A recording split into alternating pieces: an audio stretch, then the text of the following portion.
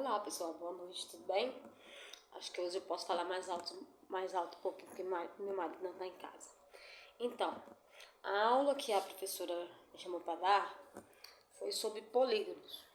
Então, eu estou explorando a casa, né? E venho puxando algumas coisas, assim, porque a gente, quando vê que a turma está muito fraca, você começa daquela forma lá, começa da casa, ou pega uma dobradura mais fácil, mas vai fazendo com que o aluno vai explorando as formas, até ele realmente conseguir chegar na situação do polígono, gente.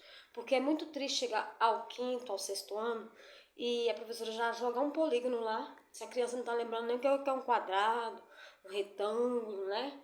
Não lembra nem o que é um cubo direito. Então, vocês sabem quanto que é constrangedor, né? Uma vez eu dei uma dinâmica na sala para as professoras, que eu levei um texto em inglês e japonês, pedi para elas responderem, né? E fiquei calada, elas ficaram olhando para mim. Aí elas olhavam e falavam assim, e aí? Eu falei, e aí, responde. Aí era para que elas tivessem a sensação, a moral da história, a sensação de que quem não está alfabetizado, e a professora fica ali, né, metendo conteúdo. Tem professor que tem a necessidade de vencer o conteúdo, mas não tem a necessidade de entender que o aluno ainda não sabe nem o início do conteúdo. É mais interessante que o aluno aprenda pelo menos o início do conteúdo do que ele chegar ao final do conteúdo sem saber nada, né? E mais chato ainda é o aluno entender parte do conteúdo e esquecer porque aquilo ali não foi compreendido, né? Isso aí, ó, faz parte tradicional há muitos anos. Então, hoje em dia a gente, para mesclar internet, né, esse mundo, e sala de aula, né, com os recursos que nós temos, continuam os mesmos, não mudou nada. Chegou, o mundo informatizou, mas a nossa sala de aula permaneceu do mesmo jeito. Então, meu filho, nós temos que dar um pulinho. E eu tô falando e eu estou na sala de aula, não tô ajudando só. Então a aula era sobre polígonos. Nós cantamos a música Casa, né, de Vinícius de Moraes. Eles ali falaram sobre a casa, falaram sobre retas. E a gente foi puxando vários viés, tá? Ah, Vicência, a gente vai ficar cantando sua casa? Lógico que não, né, gente? A casa é um chama para que o professor possa cantar dentro da sala de aula. Faça com que o aluno cante, né? Que ele explore o corpo. Explora seu corpo, explora o corpo do aluno. Que ele perca a vergonha. Nossa, que dificuldade fazer essa turma da Lucilene cantar, viu? Não foi fácil. E ainda não tá sendo, porque tem umas alunas que não querem cantar. Eu ensino livros para elas, mas elas não cantam de jeito nenhum. Porque elas não querem movimentar o corpo, tem vergonha, né? Então, assim, é muito triste. Eu sempre falo que a gente tem que infantilizar. Para mim, infantilizar até o nono ano. Quanto mais a gente infantilizar, melhor, né? No mundo que tá hoje, então, quanto mais infantil tiver, melhor pra gente. E é bom que a criança fique com essa visão infantil. E por que nós não podemos cantar músicas infantis até hoje, né? Por que para de cantar? A certa época o professor para de cantar. Cantar é necessário, né?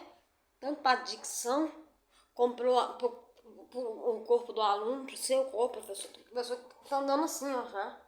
Gente, eu falo, eu tenho 47 anos, eu tenho um corpo totalmente desenvolvido, para cima, para baixo.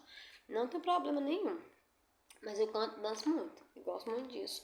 E o aluno também gosta. Não começa a ficar, ai, musiquinha boba, chata.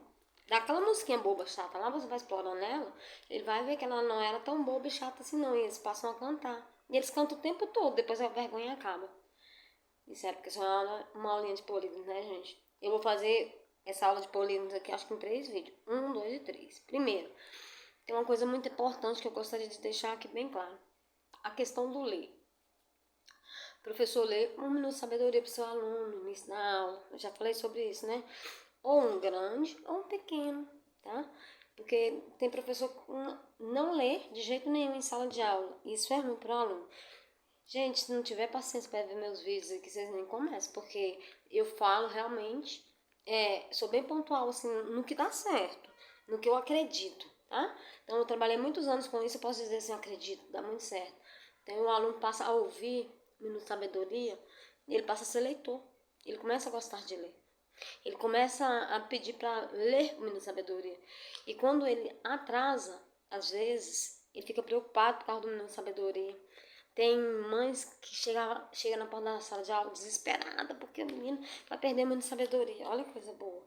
A criança às vezes pede assim, não, professora, eu vou ao dentista. E aí só podia esperar para ler minha sabedoria. Então, você vê que eles começam a gostar disso, ainda mais quando é livro, que a gente faz como uma novela, que eles correm lá na biblioteca para ler o capítulo, para depois eles falar, já sei aquela parte. Muito legal. Então, assim, é muito importante que o professor leia para o aluno.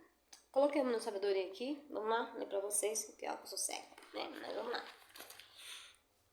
Corrida dos sapinhos. Era uma vez uma corrida de sapinhos. Eles tinham que subir uma grande ladeira e do lado havia uma grande multidão. Muito aluno de sabedoria. Muita gente que vibrava com eles.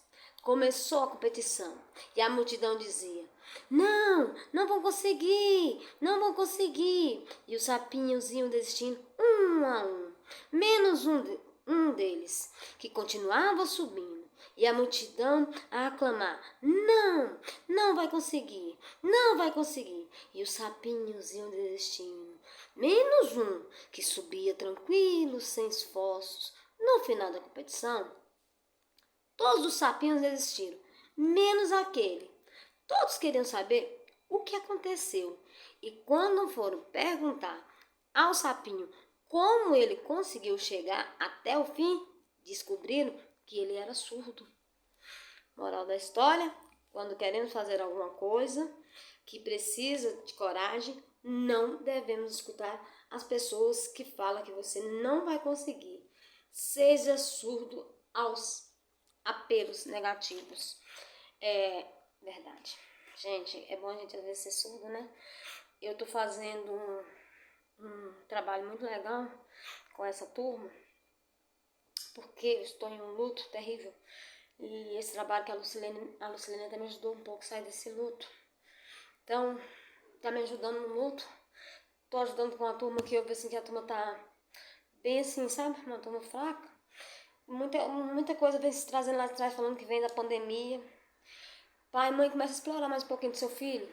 Vai na escola ler o relatório do seu filho. Você já leu o relatório do seu filho? Eu fico impressionado que os pais não lêem o relatório. É incrível. Agora, uma coisa que tem acontecido constantemente, eu tenho observado. Tem professor que tem colocado aluno para copiar a página do livro. O livro de geografia, ele põe a página do aluno para copiar a página do livro de geografia. Assim ele faz com o livro de matemática, assim ele faz com o livro do aluno. O livro é para o aluno. Para que copiar? O que está acrescentando na vida dessa criança? Pai, começa a observar. Se o professor está colocando o seu filho para copiar a página do livro, pergunte para ele o que ele quer ganhar em cima disso. Porque eu, assim, não consigo entender nada. Só estrago, perca de tempo e preguiça. Ele não tem mais nada para fazer, sinceramente. Então, assim, se o aluno já tem um livro, isso já aconteceu com a minha filha, e eu fui na escola e reclamei com a professora. E eu vejo que está acontecendo direto. N escolas que eu tenho entrado têm observado isso. Tá? Não tem necessidade nenhuma da criança replicar aquilo que ela já tem. Para quê? É melhor o professor trabalhar em cima de uma palavra que tem ali do que ele pegar e colocar um aluno para copiar uma página de um livro de geografia, uma página de um livro de história. E talvez ele nem fale sobre isso. Comece a prestar atenção no que você vê seu filho fazer. Primeiro, você pergunta pro seu filho assim: oi, hoje qual foi o dia que a professora colocou no quadro hoje? Qual é o dia da semana? Não, pergunta, né? Porque os professores, a maioria, não faz calendário. E calendário é necessário. As pessoas precisam saber contar até 30. Até 30 é necessário. Saiu ali, ó, primeiro ano, 30. Né? Trabalhou o calendário. As crianças chegam em casa e não sabem o calendário. As crianças estão copiando página de livro. Comece a fazer com que o seu filho se interesse mais pela escola. Porque ir para a escola só para passar tempo, tem muito professor bom, gente.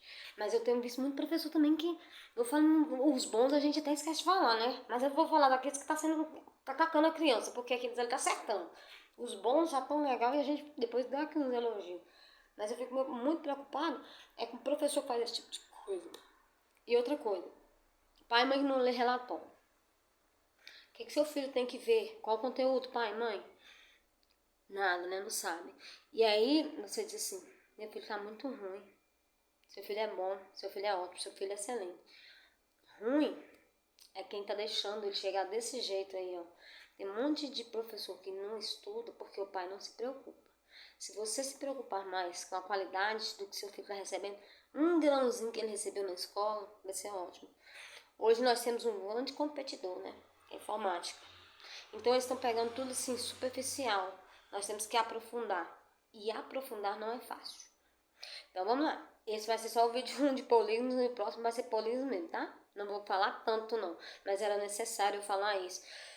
É bom o pai e a mãe saber se seu filho faz um calendário, se ele está copiando página de livro e o que ele realmente está estudando. Pai e mãe, vai ler relatório de filho. Vai saber se seu filho canta. Vai saber se seu filho está fazendo o que dentro da escola. Começa a saber realmente, pai, preocupar.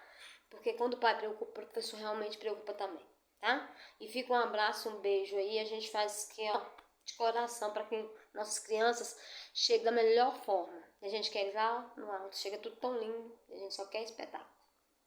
Beijo.